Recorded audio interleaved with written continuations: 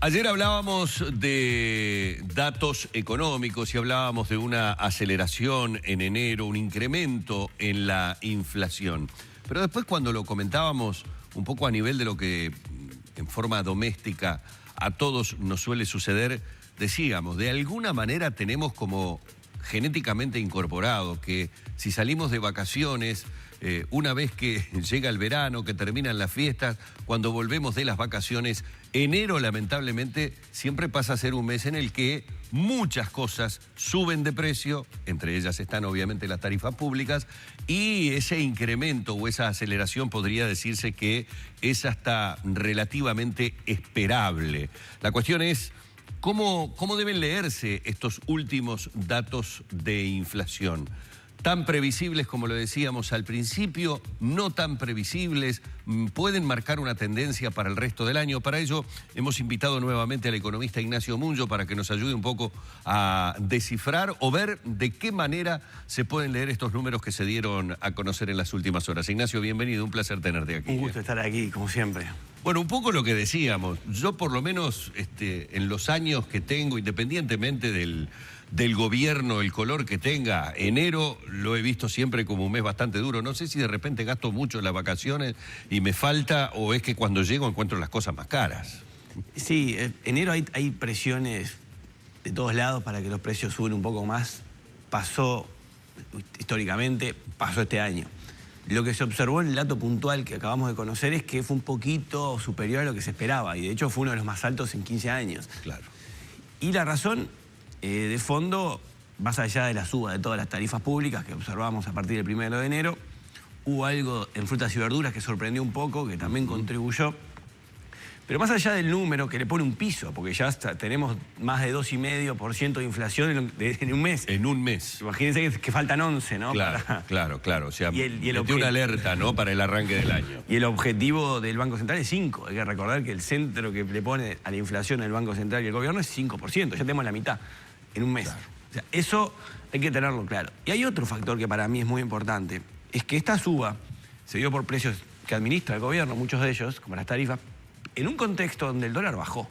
Porque en enero tuvimos, con respecto, si uno ve la punta de enero con la punta de diciembre, una baja del precio del dólar. Y en Uruguay, el precio del dólar es de los factores que más impactan en los precios domésticos. Cuando sube el dólar, se desparrama por el resto de los bienes, muchos directamente que son importados, que suben automáticamente, otros que usan importados para producir.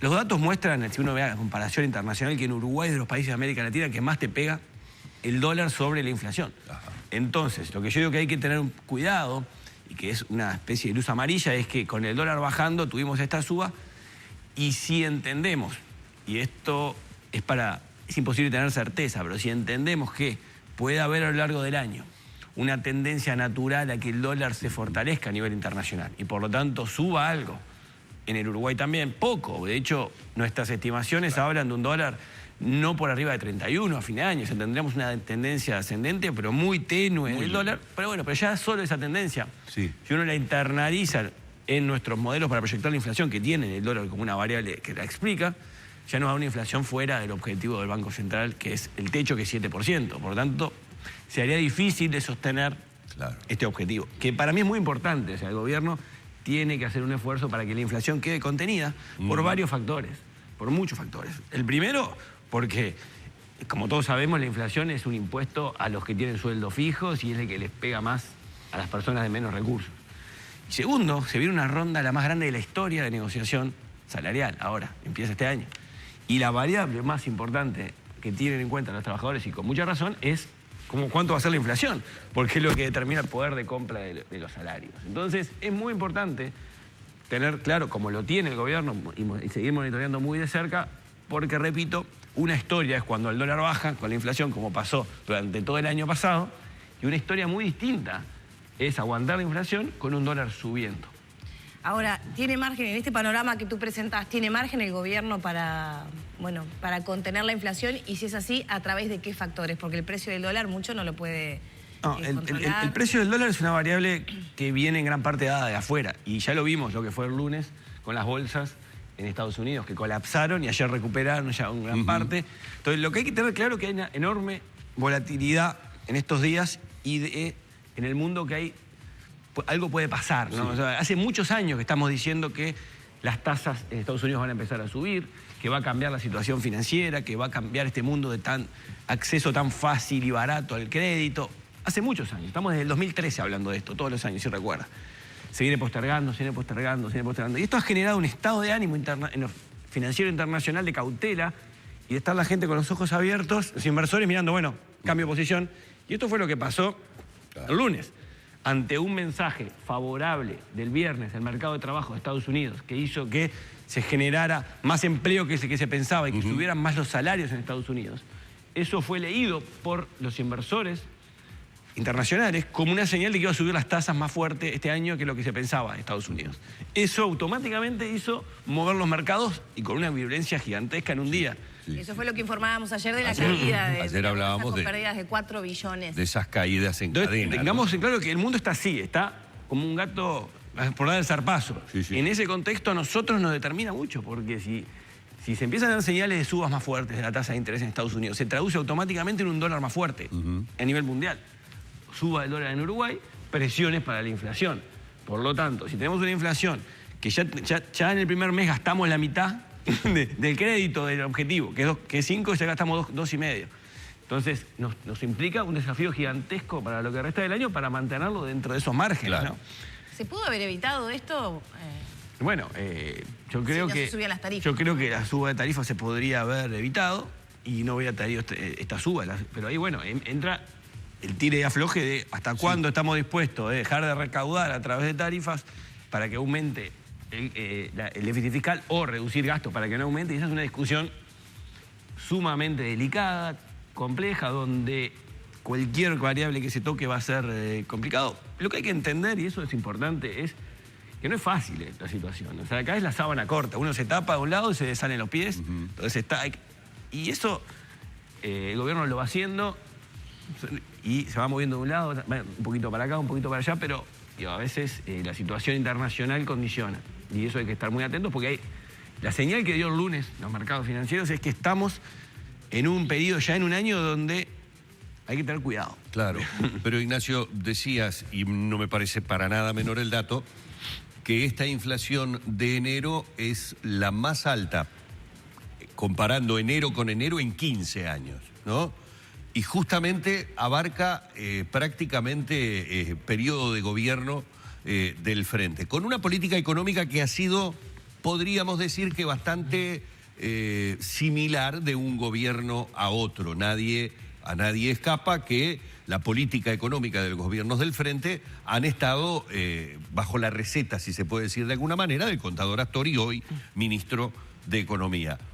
¿Podríamos, o es aventurado decirlo tal vez, suponer que de ninguna manera esperaban este guarismo de enero? Es decir, que aún sabiendo que tenían la posibilidad, como por ejemplo se mencionó en UTE, de no incrementar la tarifa, aún sabiéndolo, ¿se pensaba que el número no iba a ser que consumiera más de la mitad de lo que tenía previsto en inflación? ¿O uno puede suponer que el economista dice, no, yo sé que se me va a ir el número, pero confío en que esto lo voy a regular de tal o cual manera? Bueno, sí, o sea, yo creo que se sabía que al aumentar las tarifas es un precio muy importante en el Uruguay. Teléfono, luz, combustible. Pero a la vuelta de la esquina tenemos la suba del boleto, porque es algo que la Intendencia no va a poder sostener por mucho tiempo más. Tenemos en los próximos meses las subas asociadas a la suba del combustible que todo el mundo genera, la traslada. La traslada, porque aumenta el costo y finalmente aumentan los precios. Lo que es imposible saber, tanto para el gobierno como para cualquiera, es cómo va a impactar una decisión de aumentar las tarifas en los precios de los agentes privados que fijan los precios. Y esto es muy importante tenerlo claro. La inflación es la variable más difícil de manejar. ¿Por qué? Porque no es una decisión del gobierno, es una decisión de cada uno de los 3 millones de uruguayos están tomando decisiones, todos los que fijan precios, los comerciantes toman decisiones mirando las variables. Por lo tanto, en la inflación, lo que dicen los estudios internacionales y locales es que lo más importante es la expectativa que genera un anuncio y cómo esa expectativa se traduce en el comportamiento de los fijadores de precios, en los mercados. Cada uno sabe hasta cuánto puede subir para no perder su público, su cliente, en una situación de baja o alta demanda. Eso son decisiones individuales de cada fijador de precios. Claro. ¿Cómo lee la señal que da el gobierno, ese fijador, cómo lee el compromiso con una inflación dentro de un objetivo que tiene el Banco Central, cuánto cree que va a respetarse o no, cuánto cree que va a ser el sacrificio que está dispuesto a hacer para cumplir el gobierno. Bueno, todo eso es imposible saberlo, porque eso son decisiones individuales.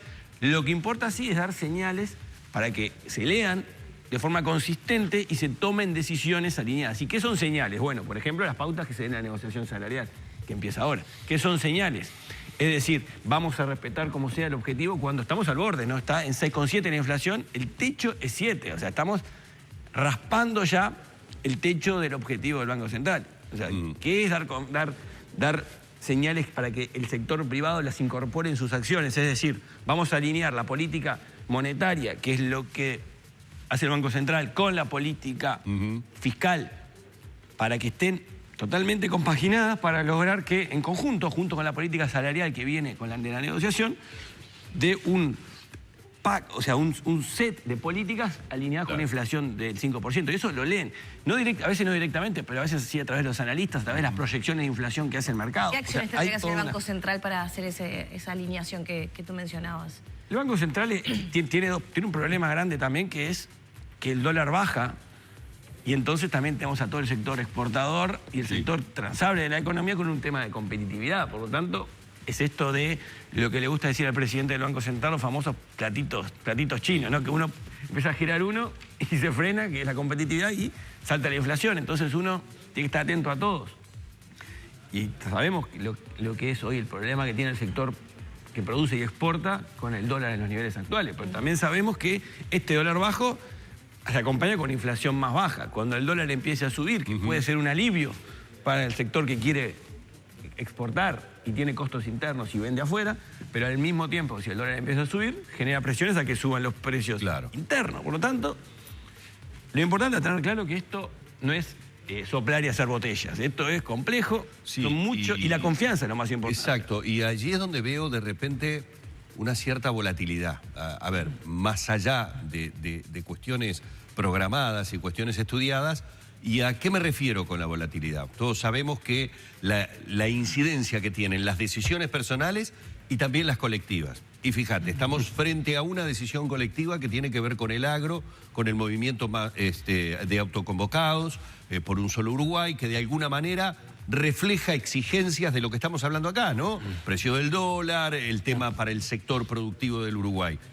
Coincidentemente hablamos de que uno de los elementos que se disparó este mes fue lo que tiene que ver con la huerta de frutas y verduras, o sea, que está vinculado con el tema del agro. Entonces, la pregunta tiene que ver un poco, no para hacer futurismo, pero esta presión que de alguna manera también la gente del agro está realizando, con, por el momento, aparentes no tomas de decisiones o de medidas que puedan afectar, también pueden generar cierta volatilidad en lo que se genere con respecto al tema de inflación. Y es difícil hacer una asociación puntual así, que esta suba de las frutas y verduras vino como consecuencia de eso. Es imposible saberlo, porque también hay factores estacionales, de clima, de la sequía, o sea, hay un combo complicado. Mi razonamiento venía a cuento, para que la gente lo entienda, de que si nos hablan del tema de la rentabilidad, si nos hablan del tema de que los productores están diciendo que están al límite de la cuestión para producir, de que a algunos inclusive ya ni siquiera les conviene el poder producir, bueno, eso evidentemente se traslada al precio que yo voy a comprar el tomate, que voy a comprar la lechuga, etcétera, etcétera, etcétera, y que por allí puede haber una incidencia. A mí me gusta, yo creo que para canalizar ese comentario, me gusta pensar que la inflación, y mirarlo así, es el termómetro de las economías, la inflación, porque es la variable que te mide cómo está la temperatura y cómo está alineada todas las políticas. Porque si uno ve economías que le está yendo muy bien, se fija la inflación y es baja. Economías que están desordenadas, se mira la inflación y es alta. ¿Por qué? Porque justamente a la inflación afecta a eso que decís, afecta la política fiscal, afecta la política monetaria. Entonces la inflación es un indicador resumen gigante que incluye infinidad de información. Entonces, yo si tuviera que mirar solo una variable de una economía, miro la inflación y ya me dice muchísimo, porque para poder bajarla se implica alinear y darle consistencia a todas las políticas y que el sector privado actúe en consecuencia. Por lo tanto, es para mí tan relevante este indicador de inflación en general, ¿no? ¿De cuánto es una inflación alta? Porque acá estamos hablando que está rozando el techo fijado por el gobierno, ¿no? Por una meta. Yo creo que depende de los contextos. Uruguay tiene una historia inflacionaria muy alta que ha tenido consecuencias muy negativas sobre el país, entre otras cosas en la dolarización que tenemos. Uruguay piensa en dólares como consecuencia de tener una inflación tan alta en el pasado. Y nos cuesta mucho eso de pensar en dólares porque nos da una debilidad macroeconómica muy fuerte que en los últimos 15 años se ha hecho un esfuerzo grande por reducir. Pero seguimos teniendo una inflación que es más alta que la que sería la óptima, la adecuada hoy. Yo creo que se tiene que hacer un esfuerzo para ir hacia el 5%, incluso reducir este 7% de techo hacia el 5%. Otros países de la región tienen objetivos mucho más bajos. Claro, de todas maneras, Colombia, Perú. Teníamos un cuco hace algún tiempo atrás, hace algunos meses atrás teníamos un cuco que era el llegar a los 2 dígitos. Y un día llegamos y lo superamos, los 2 dígitos. Y a ver, a lo que voy, no se generó un desastre en el país. Pero ¿qué es lo que genera una inflación que llega a los 2 dígitos? A ese 11 que creo que anduvimos... Estuvimos el año pasado, en un momento... Sí, o sea, hoy en día es un cuco del techo del 10%. Yo creo que tenemos que bajar eso, o sea, ese techo del 10, ir bajándolo, psicológicamente. Frente a lo que dijiste de lo que se viene a nivel de los consejos de salarios, el tener un cuco de 2 dígitos sería muy complicado para la negociación.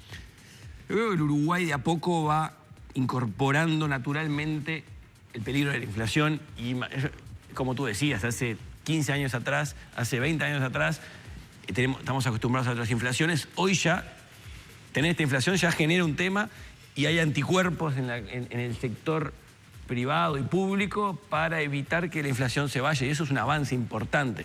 Creo que tenemos que ir un escalón más y bajar más todavía esto. Y es un proceso complejo, muy difícil, porque, repito, para ir hacia ese proceso implica alinear algunos detalles de la política fiscal, o sea, el gasto del gobierno, que no están hoy alineados con la política monetaria y con la salarial. Entonces tenemos ahí un desafío que hay que entenderlo. O sea, converger a una inflación más baja es bueno para el país en general, para todos. Para bajar este tema un poco más a tierra, ¿qué consejo se le da a la gente en su casa para este año? No sé, que no se endeuden dólares, que es la típica. ¿Qué tenemos que esperar las personas que vamos a hacer los mandados a la feria? Creo que va a ser un año... Hay que estar atentos, diría yo. No hay que tomar decisiones aventuradas. El mundo está en una situación de mucha incertidumbre y lo que hay que entender es que los movimientos como los que vimos el lunes en unas bolsas en Estados Unidos tienen impacto en Uruguay rápidamente, cada vez más. Esto es algo que años atrás no era tan así.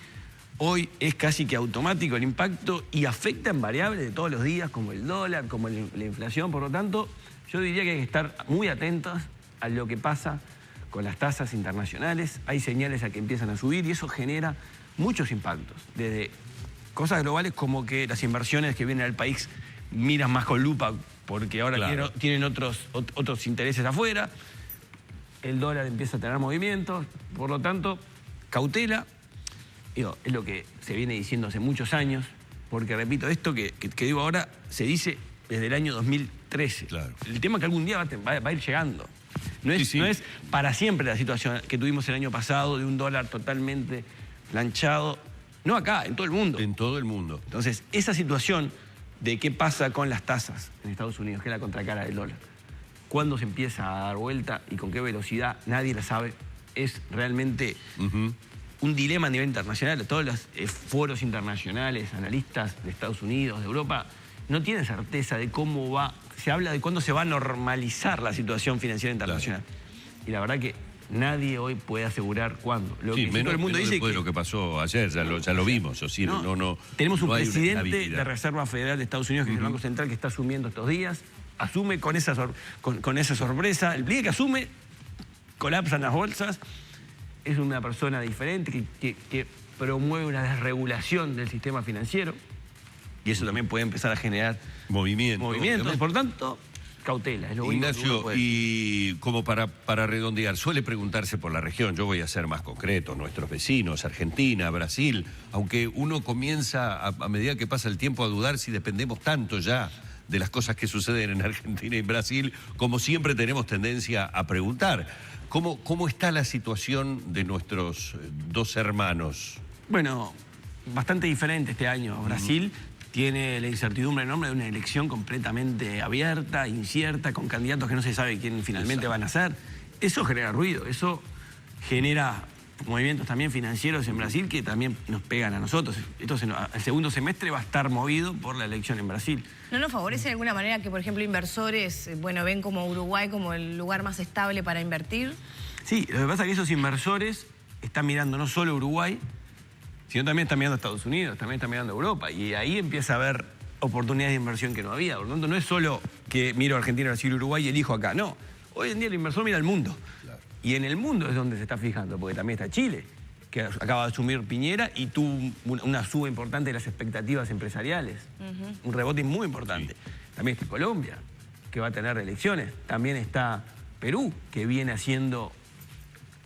más allá de la crisis política que tuvo en materia económica con todos los últimos gobiernos, ha tenido un comportamiento ejemplar. Por lo tanto, no es solo mirar Argentina, mirar Brasil, mirar los vecinos más cercanos. Se amplió el panorama. Se amplió. Lo de lo cauto y lo de tranquilidad y mesura es para lo doméstico, a mí me preocupa un poco, porque normalmente en este medio, por lo menos estoy hablando el medio de la comunicación que vive mucho del tema publicitario, normalmente la cautela a veces se traduce, por lo menos en nuestro país, en quietud. Y esa quietud genera poco movimiento de inversión, poca movilidad para tratar de aumentar el consumo, porque bueno, esperemos y dejemos las cosas como están. A veces me genera un poco de temor esa quietud, pero esperemos que no sea tomada la cautela como quietismo en este caso, para que la cosa se mueva un poco este año, ¿no? Bueno, o sea, las proyecciones de crecimiento para el año de la actividad económica no son nada malas. Nosotros tenemos proyecciones, el Centro de Economía de la Universidad de Montevideo, en el que nosotros tenemos nuestro modelo de proyección, estamos dando un 3% de crecimiento para este año, muy similar al año pasado. Por lo tanto, no va a ser un año a priori malo. La temporada turística, el primer trimestre, cuando cierra este año, le pone un piso de crecimiento importante porque fue muy buena. Claro. Entonces ahí ya vamos a tener un impulso. El segundo semestre, más que nada, es lo que uno puede tener cambios internacionales y regionales que pueden afectar, por eso la cautela. Pero el consumo no está aflojando, el consumo va a seguir. Yo diría que la cautela es para decisiones que condicionen el futuro, como van a ser la discusión en el Consejo de Salarios y la rendición de cuentas que empieza, la última que empieza a discutir este gobierno, que condiciona 1 o 2 años. Por lo tanto, con variables que uno no puede no puede manejar. Ese es el tema. O sea, la interrelación internacional hace que uno tenga que estar cauteloso prácticamente siempre, porque pueden recibir sorpresas del exterior y agarrarlo mal parado. Eso es lo que hay que evitar. Ya tenemos que cerrar, pero necesito un comentario tuyo sobre el Parlamento ya está tratando medidas específicas anunciadas para el agro y se van a comenzar a tejer otras a través de estas mesas de diálogo que van a ser citadas a la brevedad. El próximo lunes ya comienzan a trabajar. ¿Qué evaluación se hace desde tu panorama, digamos, sobre estas medidas de rebaja del combustible para un sector específico del agro, de estas primeras medidas anunciadas? Creo que son positivas porque van en la línea de las necesidades que tiene un sector. Obviamente son insuficientes, ¿no? O sea, es apagar un incendio puntual en un sector pero también ese incendio está ya en otros sectores, no solo del agro, sino de todo el aparato productivo del país. La realidad, y esto hay que incorporarlo, es que el Uruguay se encareció mucho, se volvió un país caro, pero no logró, en algunos aspectos, tener características de país caro, país desarrollado. O sea, no hizo algunos deberes que es, por ejemplo, en inserción internacional. O sea, una empresa que está instalada en Uruguay, exportadora, tiene acceso libre de impuestos a el 10% del mundo más allá del Mercosur. La misma empresa en Chile accede al 90% del mundo sin pagar impuestos. Esa diferencia es gigantesca. La plata que el Uruguay los exportadores uruguayos le están pagando al resto de los países del mundo, porque Uruguay no tiene acuerdos comerciales, está sacándolo, se va para el país, es gigantesca. Y hoy, con los temas que hoy se discuten de productividad y de competitividad, y con la situación actual de paridad cambiaria que tiene el país y que se volvió un país relativamente caro, es como un agua que se te va de las manos, que se está yendo, que estamos perdiendo ahí una batalla fundamental para adaptar las condiciones del país a un país más caro O sea, como el de no solo es el margen que tiene el gobierno, que es acotado para erogar recursos y poner en un lado y sacar del otro para mejorar las condiciones, sino abrirle mercados a... Abrir mercados y dar... Yo creo que se debería complementar estas medidas puntuales de reducción de tarifas importantes para el corto plazo con medidas más de mediano y largo plazo, que son reformas que necesita el país en materia de inserción internacional, en materia de mayor eficiencia del Estado, de las empresas del Estado, el mercado de trabajo. O sea, Uruguay tiene un enorme desafío con la incorporación de las nuevas generaciones que entran al mercado de trabajo en cuanto a la calidad que tienen estas personas por la formación que se les ha dado y la regulación que tiene el sistema. Ahí y los avances de tecnología se están dando factores conjuntamente que el Uruguay tiene que enfrentar y adaptarse, porque eso es parte de la competitividad, tener personal, recursos humanos, personas con formación adecuada a las necesidades que hoy pone el mundo. Es fundamental para darle competitividad a la economía uruguaya y ahí tenemos una agenda pendiente.